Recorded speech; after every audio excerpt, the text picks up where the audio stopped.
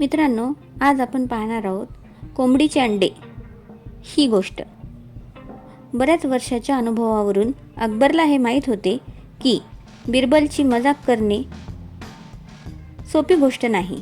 तरीसुद्धा अकबर स्वतःला थांबवू शकत नसे व कधीकधी बिरबलची मजाक करत असे. एके दिवशी बिरबल दरबारात येण्यापूर्वी अकबरने दरबारातील सर्व दरबाऱ्यांना एक एक कोंबडीचे अंडे दिले व त्यांना बिरबलला बरोबर करण्याच्या गमतीबद्दल योजना सांगितली. नेहमीप्रमाणे जेव्हा बिरबल दरबारात आला तेव्हा अकबर त्याला म्हणाला, काल रात्री मला एक स्वप्न पडले. त्यात एका ऋषींनी मला सांगितले की जे दरबारी बागेतील तलावात जातील व तलावातून आपल्याबरोबर हातात अंडे घेऊन येईल तेच माझ्यासाठी निष्ठावंत असतील. तरी आता सर्वांनी तलावात जाऊन त्यातून एक एक अंडे आणावे. त्यानुसार सर्व दरबाऱ्यामधून एक एक दरबारी तलावातील पाण्यात डुबकी मारून आपल्याबरोबर एक अंडे घेऊन बाहेर येत होते.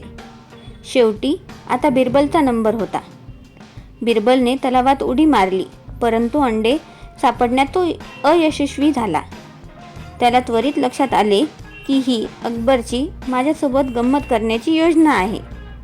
बिरबल तलावाच्या बाहेर येताच कोंबड्याच्या आवाजात ओरडू लागला.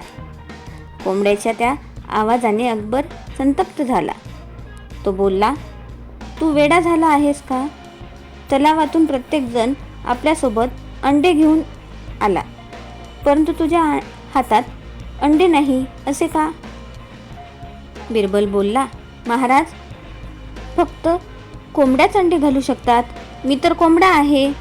अकबरने दरबाऱ्यांकडे बघितले व चोरून हसला व दरबाऱ्यांनी गोंधळून आपले हात एकमेकांवर मारले.